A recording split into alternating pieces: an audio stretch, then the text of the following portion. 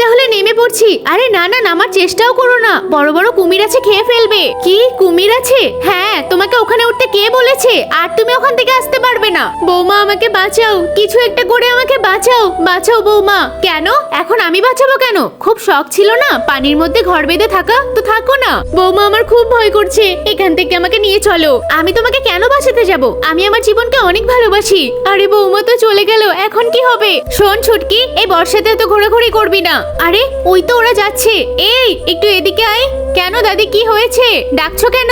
এই দেখ এই দেখ, আম খাবি আম খাবি? আরে পাকা আম, ছাড়ো বাবা, নিয়ে আসি তাড়াতাড়ি। আরে ওই তো বাচ্চাটা আসছে। কই কুমির টুমির তো কিছুই নেই। এই নে আম, কি বড় আর পাকা পাকা আম। আরে আমের জন্য তোর ওখানে যাওয়ার কি দরকার ছিল? কাদা মেখে গেল না? চল বাড়ি চল, এসব কাদা টাদা মাখলে আমার একদম ভালো লাগে না। মনে হয় কুমির চলে গেছে, যদি থাকতো তাহলে বাচ্চাটাকে অবশ্যই কামড়ে দিত।